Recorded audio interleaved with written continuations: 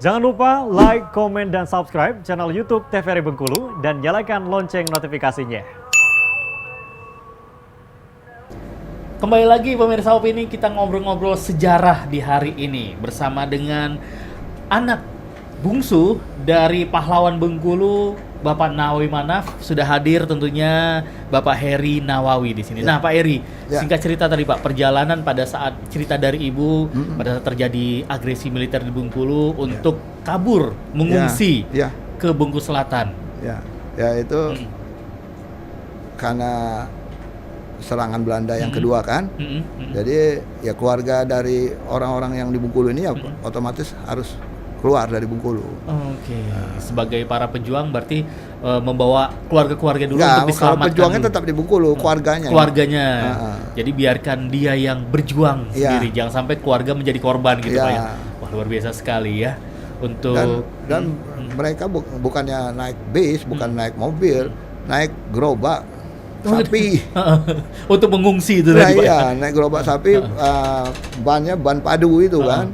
Oke, Ya, yang dari kayu. Yang seharusnya ditempuh 2 jam 3 jam ini bisa 2 hari 2 malam. Karena pakai tenaga sapi pada Iya. saat itu.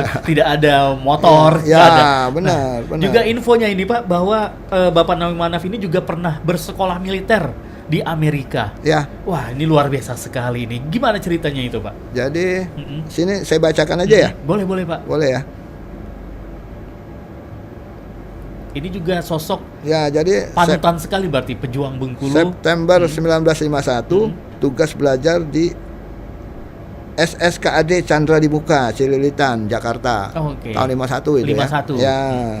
Udah tuh September 1952 itu guru seskoat, guru di SSKAD di Bandung. Oke. Sekarang SSKAD itu namanya seskoat, Oh, seskolah. Oke. Sekolah Komando Angkatan Darat. Ya Itu kan? cikal bakalnya berarti. Ya. Pak? November 1954 tugas belajar di Fort Benning, Amerika. Dia kembali ya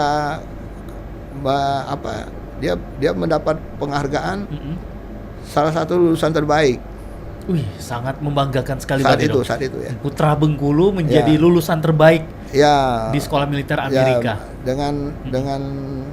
dengan tesisnya itu strategi perang gerilya. Strategi perang gerilya. Oke, karena juga berdasarkan pengalaman dari beliau juga pada saat itu Karena Pak, dia ya? kan pelaku langsung perang gerilya. Pelaku langsung benar-benar. Jadi waktu saat di tugas belajar ke Fort Benning Amerika, ya apa yang dia pernah lakukan ya dia teorikan di situ Oke, kan. tidak perlu mikir lagi Ya, menulis usah Pak ya. mikir lagi.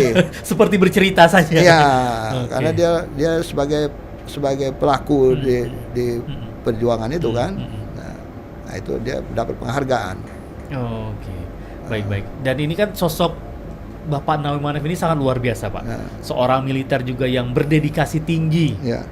gitu. Dan singkat cerita berarti pulang lagi setelah selesai sekolah di Amerika, pulang lagi, Ya. berarti baru menjadi wakil dari Pangdam itu. Bukan, Pak? belum.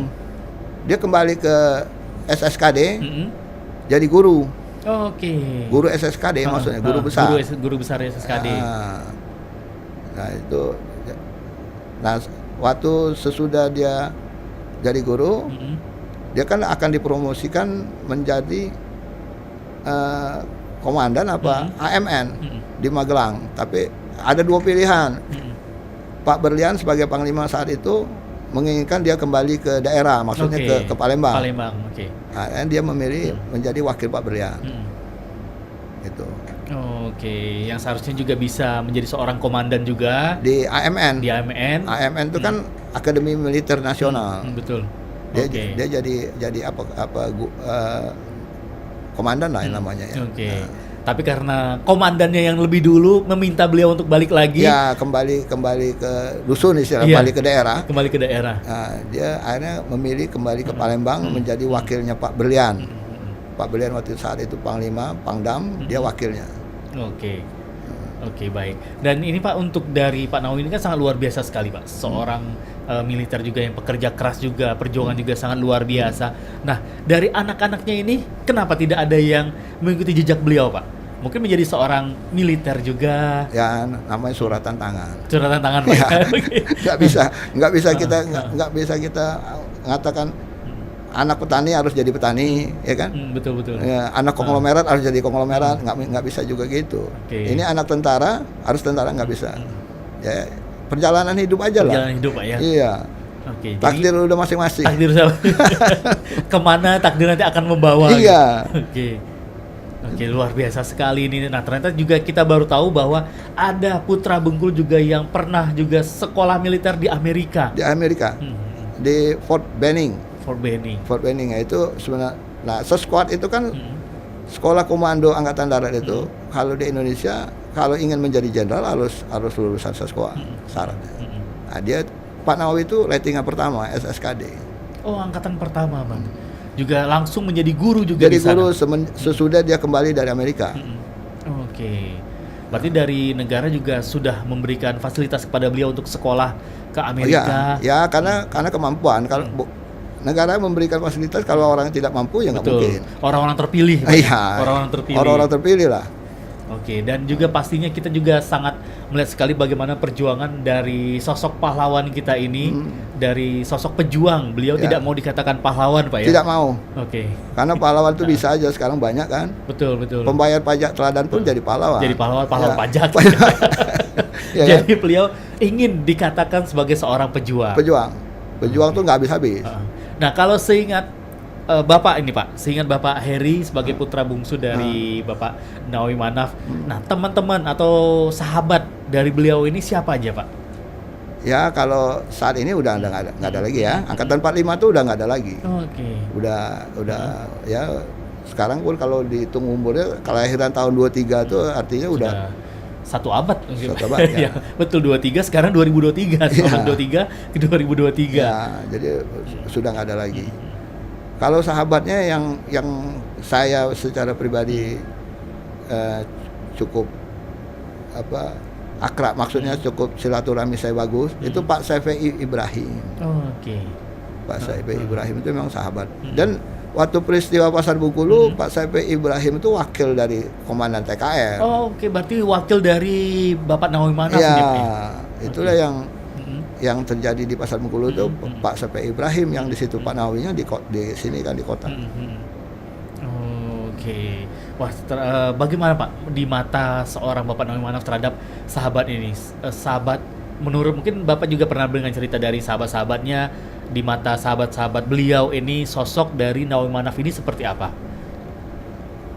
Kalau cerita Pak Saifi Ibrahim, saya manggilnya Om PI ya. Berarti ketemu pada saat itu Pak ya? Ya, waktu dia kan meninggal tahun berapa ya? Saya juga udah besar waktu itu. Oke. Nah, dia malah yang banyak cerita. Jadi waktu ditahan di Muara Padang, di penjara Padang, memang katanya ayah kau tuh luar biasa memimpin. Bapak Syafi'i juga ikut ditahan juga ditahan. pada saat itu, Pak? 9 orang Pak Nawawi dengan 9 orang itu salah satunya Pak Saifi Ibrahim. Pak Saifi Ibrahim itu menceritakan soal ayah, soal Pak Nawawi. Ayah kau tuh luar biasa memimpin. Jadi kalau misalnya dapat jatah nasi, jatah makanan, itu mereka suruh kami dulu makan. Oke. Biarkan anggota-anggotanya yang ya, makan duluan. Anggota-anggotanya. Dan dia tidak mau menyebut anak buahnya itu anak buah, nggak mau. Tetap sejajar posisinya. Memang menjadi sosok, selain sosok ayah yang menjadi panutan, menjadi sosok pemimpin juga yang panutan. Ya, alhamdulillah seperti itu. Dan waktu pelarian dari Muara Padang, penjara Muara Padang itu, dia terakhir, dia disuruhnya dulu, kawan-kawannya duluan menyelamatkan diri. Jadi kalaupun seandainya Naas tertangkap, teman-temannya yang lain bisa dan ini lolos. Ceritanya bukan cerita rekayasa, ini langsung dari Pak Saifi Ibrahim waktu dia hidup ya. Jadi saya bilang yang zaman hoax itu kan zaman sekarang. Zaman sekarang. Ya, luar biasa hoaxnya kan. Cerita direkayasa. Ya, kalau sekarang, kalau zaman dulu nggak ada itu. Cerita tuh ya, karena mereka tuh hatinya bersih sekali. Angkatan 45 tuh hatinya paling bersih. Betul. Ya, idealisnya sangat tinggi. Memang tulus. Kalau di mata Bapak ini, Bapak melihat juga dari Bapak Syafi'i dan juga teman-teman beliau yang lain ini, memang orang-orang yang tulus untuk berjuang untuk kemerdekaan. Untuk mereka. Tidak ada mikir, wah, abis saya berjuang ini saya akan naik pangkat. Saya akan diangkat menjadi ini. Enggak ada ceritanya. Saya bisa memimpin ini gitu. Dia justru itu dia nggak ngomong, biarpun dia komandan TKR, tapi dia bukan mengatakan bangsa dia bos, bukan mengatakan bangsa dia komandan. dia tetap sejajar posisi. Oke, jadi sama rata semuanya. Sama rata. Pada saat di lapangan semua kita sama-sama Ya, sebagai. tapi ya memang di lapangan tuh harus ada seorang pemimpin. Betul kan? betul.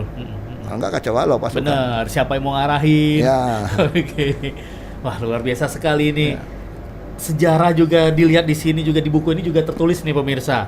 Bagaimana cerita beliau bersama ke-9 teman-temannya pada saat ditangkap dan juga dipenjarakan di Muara Padang. Dan Ya. juga berhasil untuk lolos ya, kembali lagi kabur ke Bengkulu karena isu yang didapatkan yang awalnya hanya sebagai tahanan, ditahan, tapi ternyata akan dieksekusi. Oh, iya. Untung dapat info itu Pak ya. Ya. Akhirnya bertekad untuk gimana caranya harus kabur dari Muara Padang. Muara Padang. Benar. Oh, oke. Dan juga ini juga ada sejarahnya lagi, juga cerita bahwa pada saat itu juga, nah pada tanggal 3 November tahun 45 nih, para pejuang Bengkulu mendapat berita bahwa beberapa perwira Inggris dengan satu peleton pengawalnya akan datang ke Bengkulu dari Palembang. Dan ini juga informasi yang sangat bisa dikatakan sangat menjadi momentum sekali Pak ya, untuk mempergerakkan para pejuang yang ada di Bengkulu ini. Begitu dapat kabar, wah ini ada tentara Belanda lagi mau datang lagi, Ya. berjuang lagi. Oke. Dan seingat Bapak juga nih Pak ceritanya, setelah pada saat kejadian itu tidak ada lagi kejadian yang serupa atau dari Jepang atau Belanda kembali menyerang ke Bengkulu atau seperti apa Pak? Ya, kalau penyerangan tuh terus mereka lakukan. Dan ya kalau yang cerita yang menonjol itu yang Pasar Bengkulu itu. Pasar Bengkulu. Tapi kalau yang sehari-hari yang kegiatan itu ya tetap terjadi pertempuran di pinggir kota maupun di mana, termasuk yang di Tabarena, Iya. Curug kan. Oke. Dan perjuangan saat itu kan serentak. Serentak, bukan hanya di kota Bengkulu tapi seluruh. Oke, langsung langsung Iya. satu daerah ini Satu daerah. di Curug ada pertempuran, Iya, di Pasar Bengkulu. Iya, jadi pertempuran itu ya namanya kita mempertahankan kemerdekaan kan, Betul. mengusir para penjajah. Dan satu, hati mereka ini memang anti penjajah, anti kolonial. Oke. Itu. Jadi bukan hati yang pura-pura baik, memang Betul. benar mereka anti kolonial, anti penjajah. Begitu lihat kolonial, wah ini jangan sampai nih Ya. masuk ke tanah Bengkulu, harus Ya, segera diusir. Benar. Oke, pilihannya hanya satu berarti Pak, kembali atau kita berperang gitu. Ya. Wah luar Ya biasa. sumpahnya kan merdeka atau mati kan. Merdeka atau mati, betul Iya. betul. Itu sumpah bukan hanya di Bengkulu, dari Sabang sampai Sampai Merauke. Merauke, sumpah para pejuang. Iya, Merdeka atau mati. merdeka atau mati. Karena Demi- udah terlalu kelamaan di jajahan negeri ini. Oke, betul sekali.